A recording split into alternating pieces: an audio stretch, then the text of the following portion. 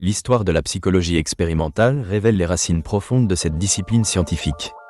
Dès ses débuts, à la fin du XIXe siècle, jusqu'à son essor au XXe siècle, elle est marquée par des figures emblématiques et des découvertes qui ont transformé notre compréhension du comportement humain. La psychologie expérimentale se distingue comme une branche autonome lorsque les chercheurs commencent à mesurer et quantifier les processus mentaux. Wilhelm Wundt est souvent considéré comme le père de cette discipline. En 1879, il fonde le premier laboratoire de psychologie à Leipzig, en Allemagne. Ce moment est décisif, car Wundt introduit des méthodes expérimentales basées sur l'observation systématique. Cela s'oppose aux philosophes précédents qui privilégiaient la spéculation. Wundt fait une distinction entre la psychologie de l'esprit et la psychologie expérimentale, soulignant l'importance de l'expérimentation. Il étudie la perception, l'attention et la mémoire. Ses recherches ouvrent la voie à l'application de méthodes rigoureuses dans l'étude de la pensée humaine. Peu après, à la fin des années 1880, Edward B. Titchener développe le structuralisme. En tant que disciple de Wundt, il diffuse la psychologie expérimentale aux États-Unis. Titchener introduit l'introspection, où les individus rapportent leurs pensées et sensations en réponse à des stimuli. Bien que cette approche ait été critiquée, elle représente un jalon dans la mesure des éléments de l'expérience consciente. Simultanément, la psychologie expérimentale se diversifie avec l'émergence de nouvelles écoles. Le fonctionnalisme, avec des figures comme William James, propose une approche dynamique et pragmatique.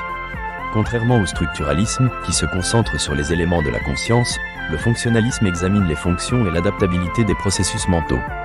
James souligne l'importance d'observer les comportements dans des contextes pratiques, leur évolution en réponse à des besoins environnementaux. Au début du XXe siècle, la psychanalyse émerge avec Sigmund Freud. Bien qu'elle ne relève pas strictement de la psychologie expérimentale, elle remet en question l'idée de rationalité humaine. Freud théorise l'inconscient et l'importance des expériences d'enfance pour le comportement. Cela pousse d'autres psychologues à intégrer certaines idées tout en maintenant une approche scientifique de la psychologie. Dans les années 1910, l'école behavioriste émerge sous l'égide de John B. Watson. Il rejette l'introspection au profit des comportements observables et mesurables. Watson considère que la psychologie doit étudier les stimuli et les réponses, sans se référer aux processus mentaux internes. Cela élargit le champ d'application de la psychologie expérimentale. L'expérimentation devient essentielle pour montrer comment les comportements peuvent être influencés par l'environnement. B.F. Skinner, un autre pionnier, enrichit le behaviorisme avec la théorie du conditionnement opérant. Ses expériences sur les animaux démontrent comment les récompenses et les punitions influencent le comportement.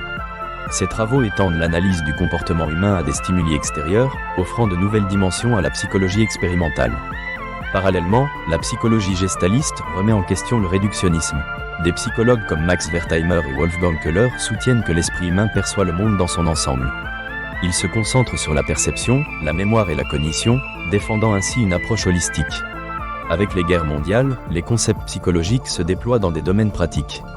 Kurt Lewin introduit des méthodes expérimentales en psychologie sociale, soulignant l'importance du contexte dans l'analyse du comportement humain. L'arrivée de la psychologie cognitive dans les années 1950 constitue une avancée majeure. Des chercheurs comme Jean Piaget, Noam Chomsky et Herbert Simon s'intéressent à la façon dont l'esprit traite l'information. Ce courant utilise des méthodes expérimentales pour explorer la mémoire, l'apprentissage et la résolution de problèmes, comblant le fossé entre behaviorisme et processus mentaux. La psychologie expérimentale continue d'évoluer grâce à des outils technologiques et des approches interdisciplinaires, comme la neuropsychologie. Cette dernière, alliant psychologie expérimentale et neurosciences, utilise des techniques d'imagerie cérébrale pour examiner le lien entre le cerveau, le comportement et les processus mentaux. Aujourd'hui, la psychologie expérimentale est un domaine riche et diversifié. Elle s'applique à divers secteurs, tels que la santé, l'éducation et la publicité.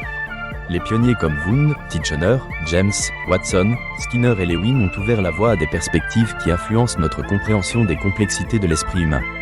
L'histoire de la psychologie expérimentale illustre un cheminement intellectuel fascinant. Les courants et les pionniers ont élargi le champ d'étude des comportements humains. Entre introspection, behaviorisme, fonctionnalisme et psychologie cognitive, chaque étape pose des questions essentielles sur la nature de l'esprit. Ils ont ainsi façonné une discipline en perpétuelle évolution, promettant un avenir d'intégration des avancées technologiques et des découvertes en neurosciences.